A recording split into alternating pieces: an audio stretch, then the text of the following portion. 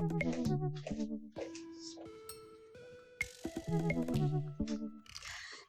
we're back, everyone, to Dream Daddy. I thought about it, and my heart, unfortunately, is not into trying Joseph right now. Like, I'm sorry, that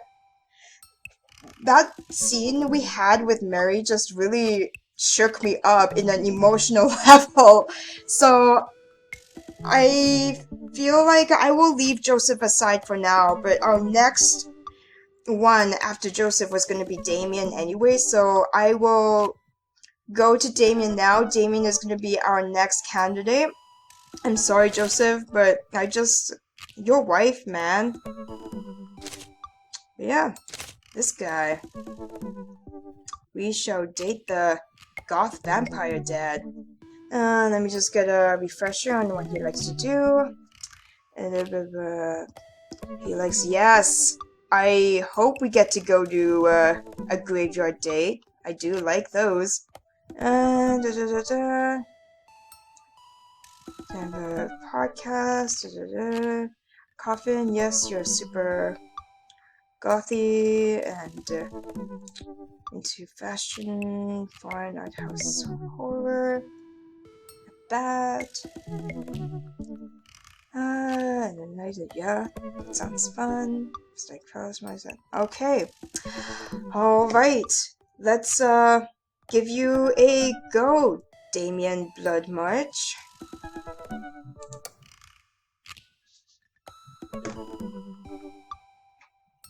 I'm running out of water. No!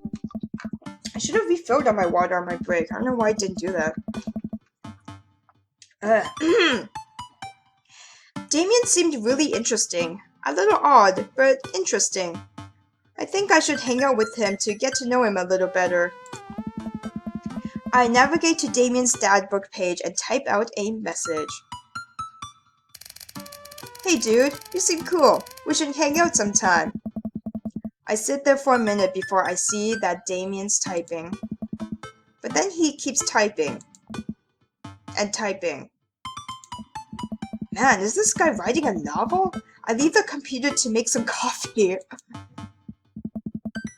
And he's still typing. I sip my coffee and the computer finally dings. Oh my god, what the fuck? Tomo, I must confess my excitement to be receiving your kind letter for, as you see, I do find myself available to enjoy your company.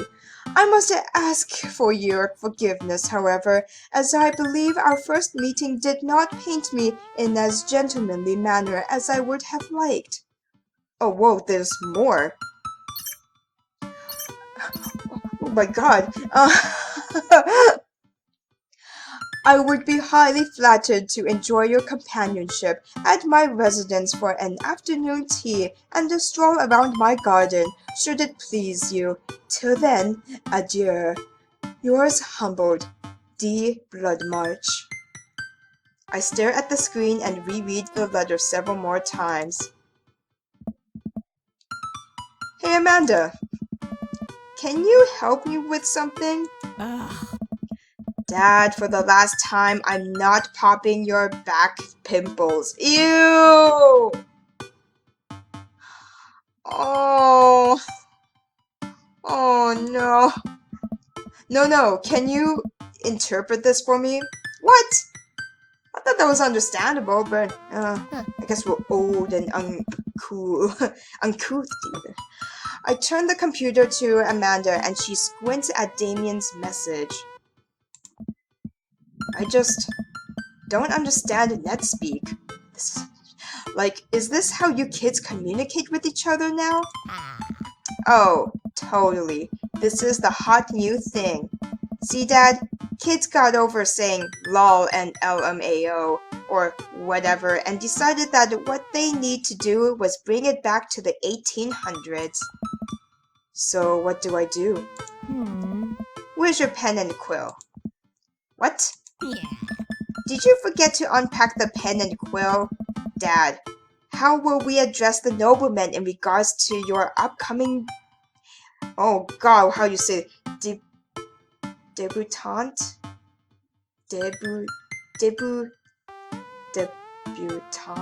Debutante ball? I am so sorry if I'm pronouncing this wrong. Okay, now I know you're messing with me. Father, without a proper chaperone, you'll never end up with a suitor worthy of our land. Or our dowry. Or... So, you read Pride and Prejudice for school one time, and now you're reciting things you know about it back to me, aren't you? Like the first 5 pages, then I read a review of the movie. Still got a B though. Great. So, what do I say to Damien? I got this. Amanda helps us all the time with communicating with people on Dadburg. Amanda reaches over me and types on the keyboard. Sure thing, dude. Regards. Yes. Tomo. Amanda hits send and smiles at me. Well, I suppose that's that. Ooh. I make the short walk over to Damien's house. Well, I guess you can't really call it a house. It's more of a manor? Estate? The Gothic architecture looms above the other homes in the cul-de-sac. I walk past a couple of gargoyles guarding the front door and look around for a doorbell. There doesn't seem to be one. Well, it's got the knocker thing in the center. I pull the large ornate carved bat's head door knocker and I pull the large ornately carved bat's head door knocker back, and hollow sound echoes throughout the house as I strike it against the door. I wait several moments before the door slowly creaks open. It's a little creepy, but I enter the home and take a few steps into the foyer, noting the oil portraits of who I assume are dead relatives hanging on the wall. Ooh. Oh, do you have a dog too? Oh, look at all those bones! I love it. Oh my god, I really like this setup. My god, I'd have high tea here. This is fantastic. It's so cozy. As I'm admiring them, the front door slams shut behind me. Hello? Silence. An oil lamp in the corner flickers dimly, casting ominous shadows against the wall. Why do I feel like all the people in these paintings are staring straight at me? Why is it so cold in here? Where's Damien? Tomo, pleasure to have you in my home. I look up and see Damien standing at the top of a majestic staircase with a walking candle holder. What's with the door slamming shut? Oh, sorry. There was a draft. And the door creaking open when I knocked it. I accidentally left the door unlocked. And the creepy oil paintings? I like oil paintings. Right. Right. Please, let me show you around. Okay. Damien leads me around his house, showcasing his parlor, sitting room, auxiliary sitting room, and the parlor again for some reason. Oh. This is one of the older homes in the block. Yes, but nowhere near as old as the architecture might suggest. Through extensive renovations, I have been able to craft a residence that is both historically accurate to the Victorian period and equipped with the amenities of a modern dwelling. We walk past a door covered in bumper stickers, caution tape, and a Black Parade poster. Did they listen to My Chemical Romance in the Victorian era? That's my son's room. You know how the rebellious teenage years are. Onward, onward, there's more to see. We reach a door at the end of the hall that Damien opens with a flourish. Alright, I need some more water.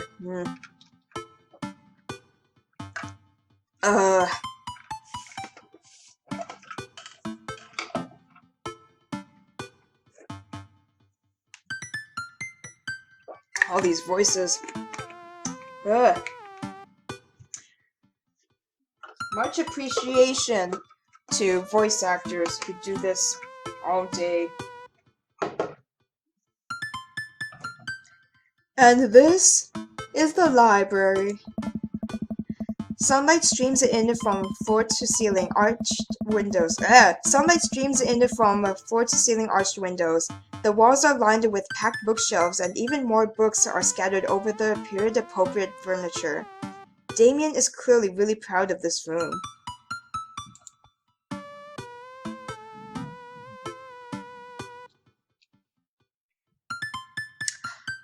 Can I go through all of these options?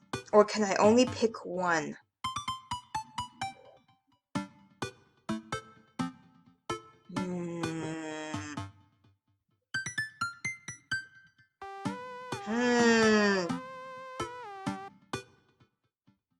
Look out the window.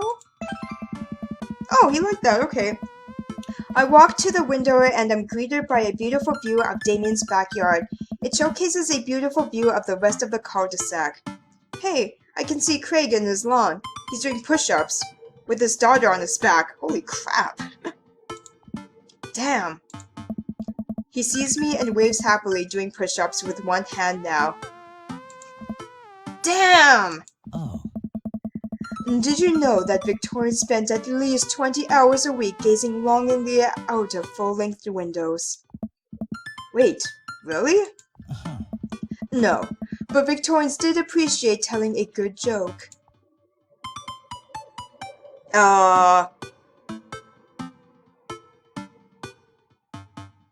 So I can go through all of these, possibly. Get the butterflies?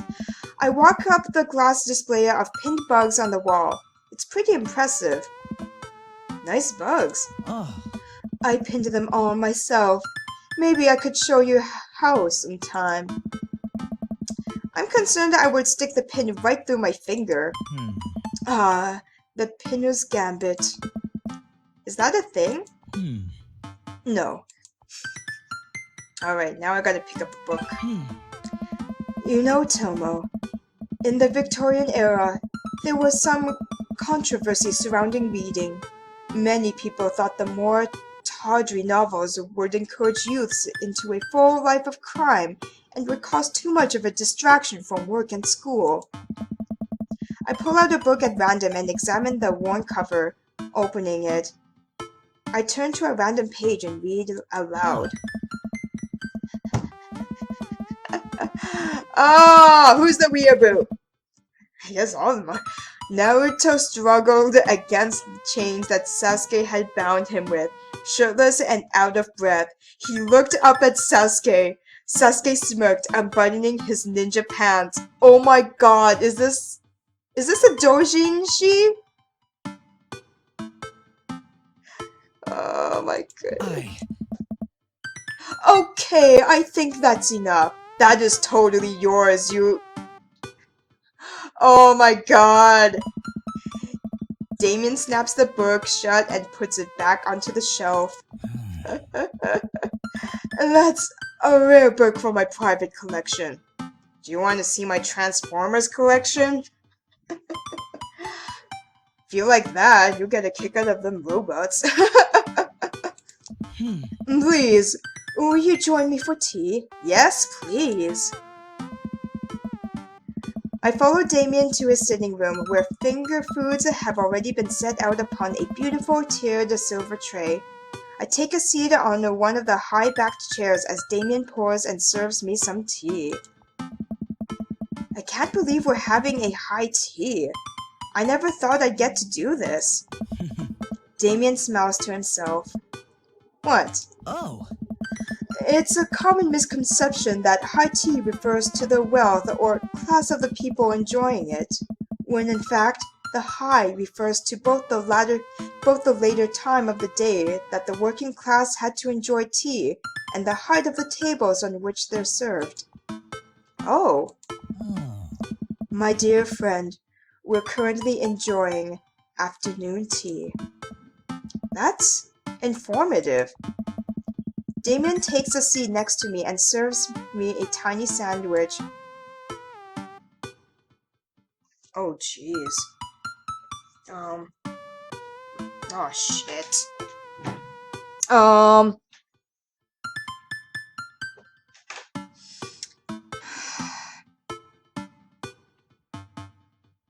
I like your cape seems too easy, but I think he would maybe like the fact that we compliment his home because it seemed he worked so hard on it. And he was just like, showing off like his most, like the rooms where he was most proud of. So maybe this. Oh, sweet. It seems like you've really put a lot of work into this place. Hmm. But thank you. Huh. No one's ever complimented my home before. Dude, your home is amazing. Like, I love the setup of this living area already and your library. I love libraries. Wish I had a library in my place. Uh, Hell, I can barely get matching salt and pepper shakers in my place, and look at what you've done. I'm kind of jealous. That's very generous of you to say. What got you so interested in goth stuff? Oh. Well, when I was a young boy, my father... Did he take you into the city? Hmm. Sorry? Did you... Did you guys see a marching band? Hmm. I'm afraid I don't understand. You're serious? Ah. Of course. But it's, you know, the song. Amanda made me listen to it. Seriously? Hmm. I'd love to see a marching band. Nevertheless, I've always had a love for art, history, and fashion. What started off as a small hobby of collecting taxidermied animals grew into sort of an obsession. It's a privilege to be able to appreciate the lives and culture of those who came before us, I think. Why not go all the way? Hmm. I like not die when I catch a cold. Yeah. He takes a sip of tea. Oh. I can acknowledge that there were many terrible things about the Victorian era, and to try to live a life that strictly aligns with those ideals would be admittedly horrid. Ah. But I think it takes a critical mind to truly appreciate something to the fullest, to be cognizant of its flaws and to love it all the same. Huh. Tell me, Tomo, do you have any hobbies? Oh man, I do. But I don't know if I care but I care about anything the way you care about this stuff. Hmm. Well, I'd love to hear about your interests. Hearing someone talk about the things they're passionate about is intriguing and quite honestly rather attractive. I gotta agree with you. I really do appreciate people who are very passionate about things and aren't afraid to, share them. Yeah, I think that makes them very attractive to have, you know, to have a passion for something. Uh-huh. Please do tell me about your hobbies. Quick, sound sophisticated. Uh, alright, TomoDad, what are your hobbies? I like watching soap, making videos on the internet. Love me some word jumbles. I learned how to juggle once. We do seem to be very obsessed with word jumbles.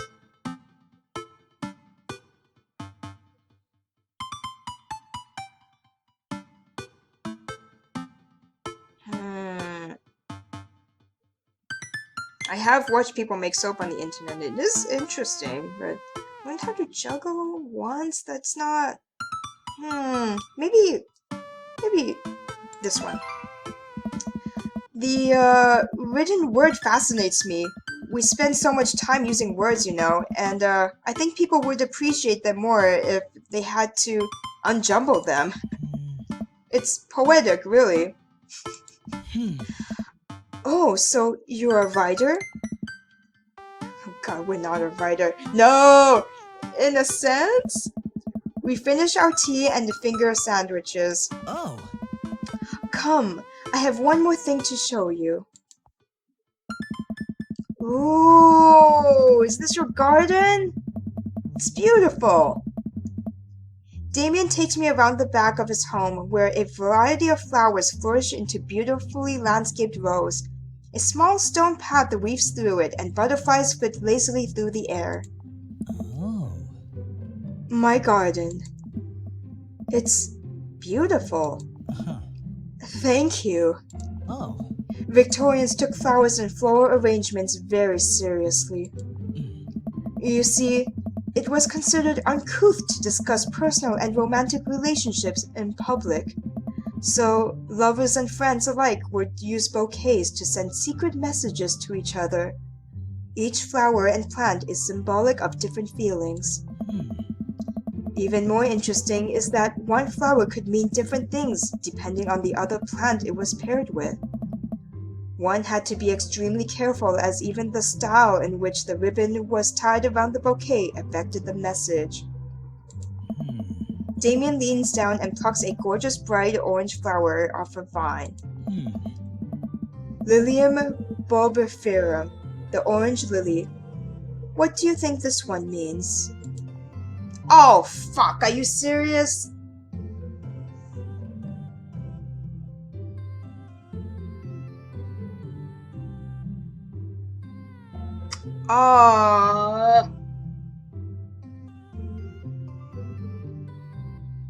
Oh my god, I don't know. The lily, an orange lily. I don't think it's the first one. Oh god, do I dare cheat? I could look this up on my phone, but I feel bad if I cheat. Because I have not cheated once so far. I've just gotten so freaking lucky.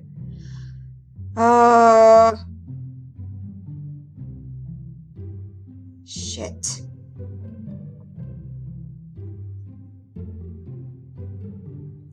Three cheers for sweet regents, thou art the tightest.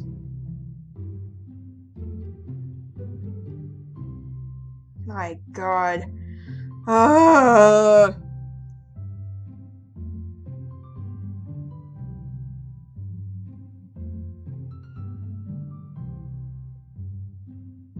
Oh my god, which one do I do?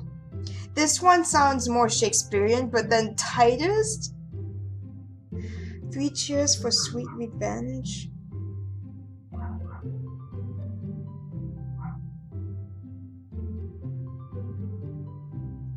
Oh my god. I feel like Tina from Bob's Burger.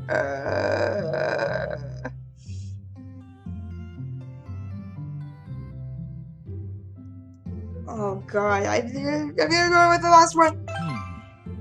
Oh! Was that good? Was that good? Oh! Yes? That good choice? The orange lily is actually symbolic of pure hatred. Oh, but orange is my favorite color. Oh no. Well...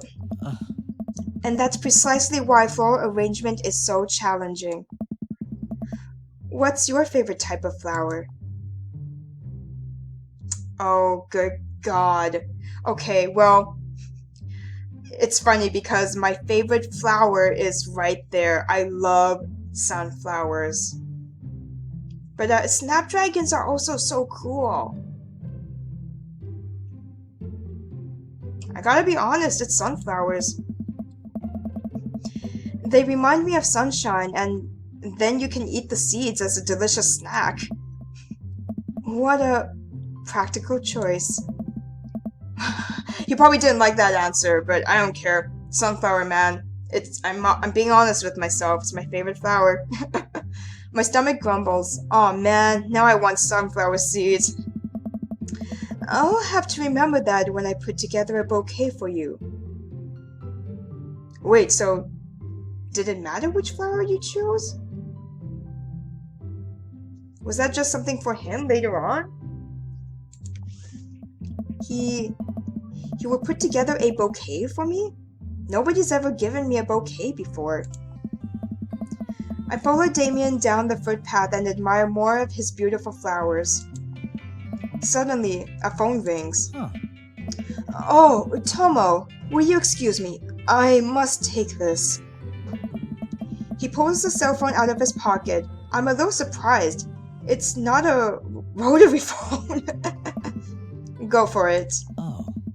Damien smiles and walks back to the house. I take a deep breath and enjoy the heavily perfumed air. What a lovely yard. This makes me wish I had put a little more effort into that garden Amanda and I tried to start one time. Our watermelons grew to the size of cherry tomatoes, and then immediately died. Oh. Oh hey, a gargoyle. Oh, for fuck's sake. Oh no, I knocked over the gargoyle. Fix that guard. What?! Oh, for fuck's sake. No, no!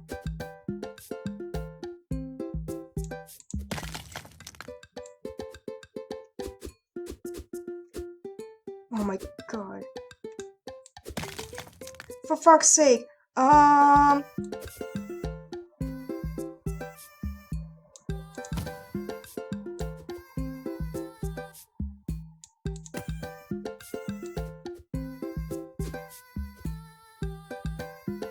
Goal! Oh! Oh, sweet Jesus Almighty!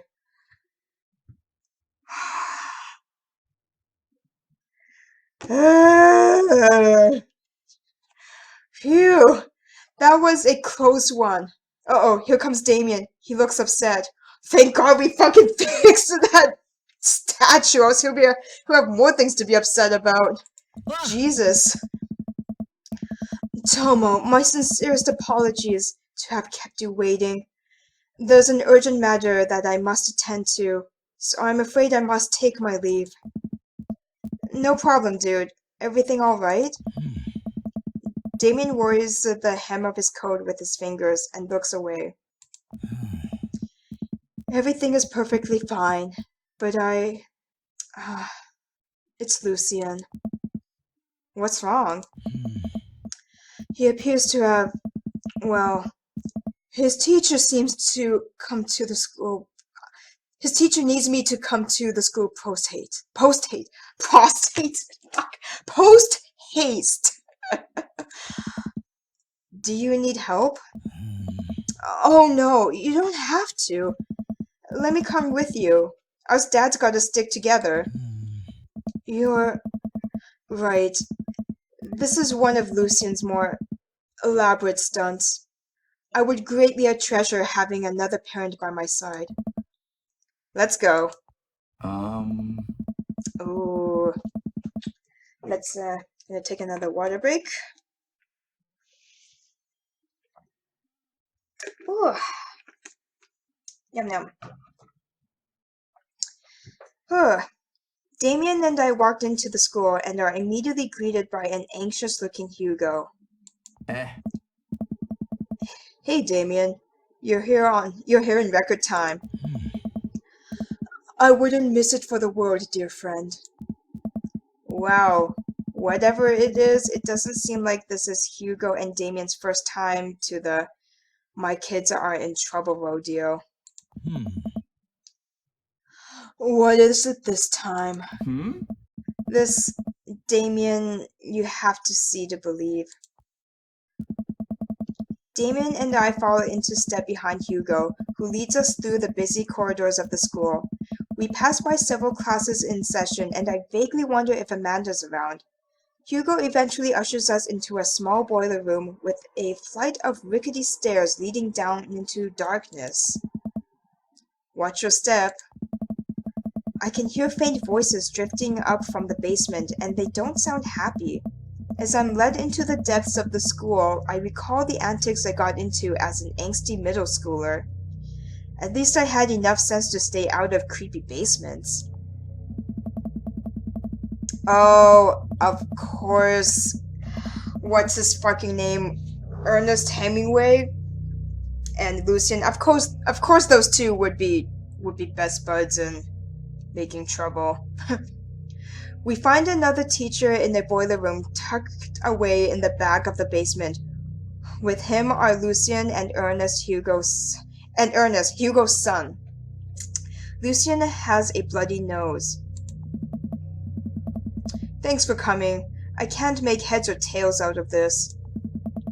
I look around the scene of the crime and see a bunch of bricks and some masonry tools scattered around. What happened here? Oh, maybe they're not friends, they're just... Okay, never mind. I thought they were causing trouble together. Ernest punched me. Lucian tried to kill me. The room falls silent. I was not trying to kill you, dumbass. I was just trying to build a brick wall around you and see what would happen. You promised me there was wine down here. You tricked me. Whoa. Wait a second. Lucian, did you try to cask of Amontillado Ernest? I'm neither confirming nor denying that. I turned to Damien and whispered to him. What's cask of Amontillado? It's a classic Edgar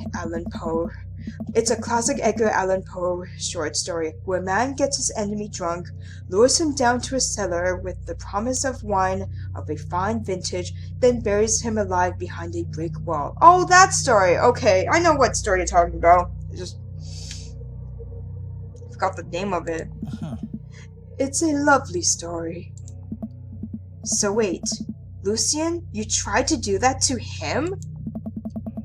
I was curious to see how it would turn out.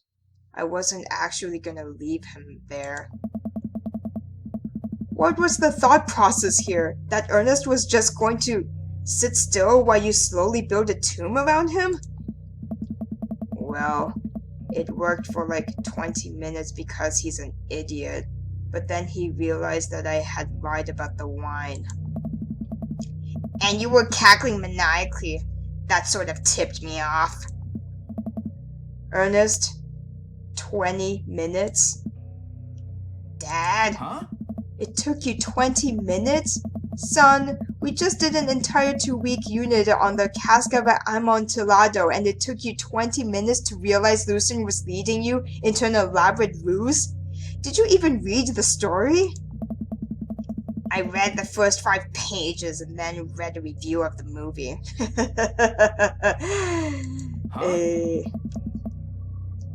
It's only 5 pages long and there is no movie. You're right. I paid Lucian to read it for me. Actually, he didn't even pay me. So when you think about it, this was me teaching him a lesson. Damien and Hugo both have their heads in their hands. Oh boy. You guys are always telling me to engage in the literature, and I did. I don't see a problem here. Alright, I'm filing this under what the hell. Don't do whatever that was again. You two are both suspended for a week. Ernest and Lucian high five.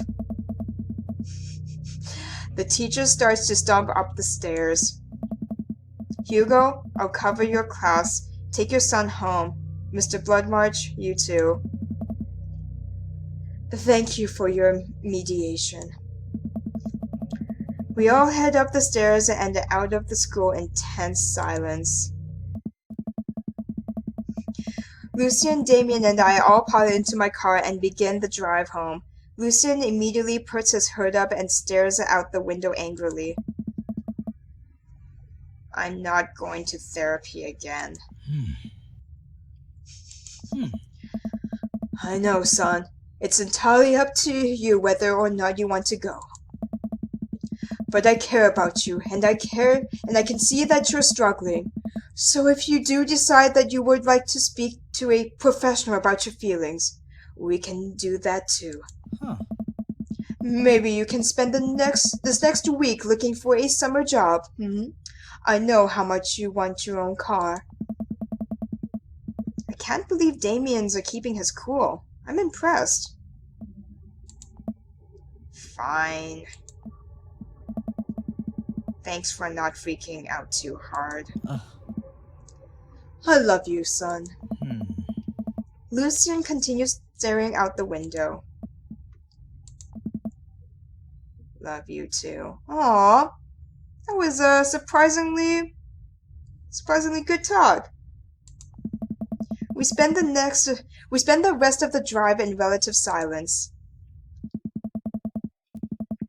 The moment we pull into the driveway, Lucien hops out of the car, slams the door, and runs inside. I didn't expect to have that conversation in front of you. He and I have a lot we need to work out. It's alright, and all things considered, Lucien's bricklaying was pretty good, so there's your silver lining. There is that, yes. Oh, jeez. He's probably just going through a phase. I really admire how you handled that. Does this kind of thing happen a lot?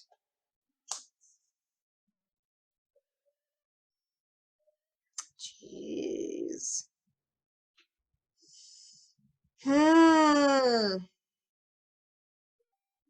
This one hard. I kind of want to ask all these questions.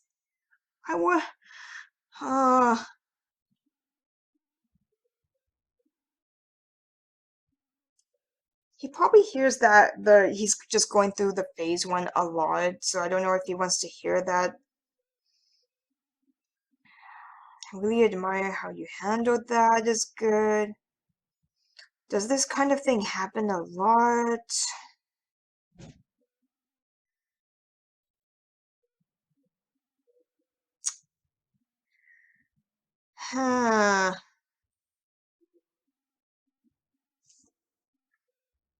Maybe this one.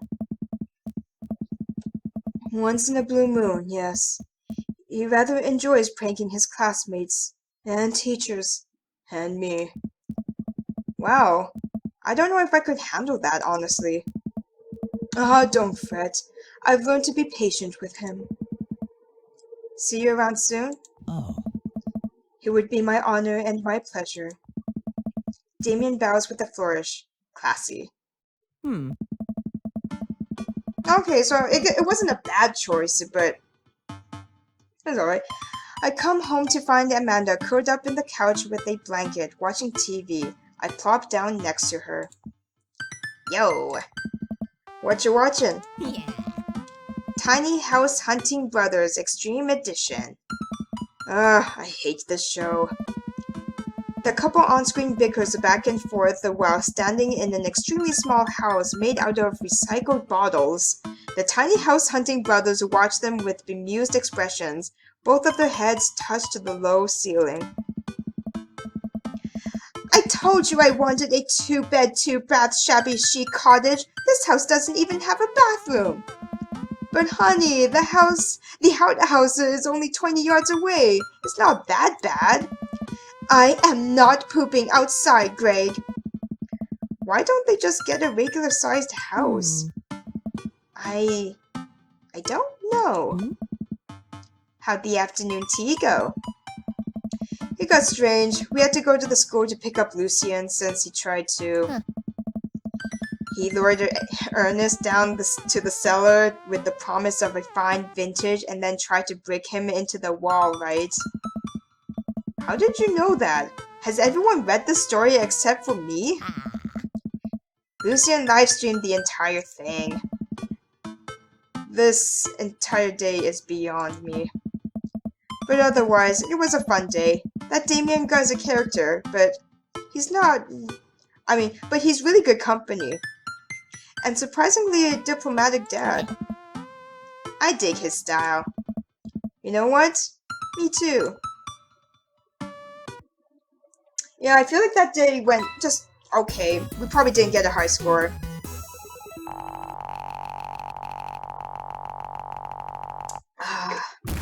Yeah, was just A. bricky.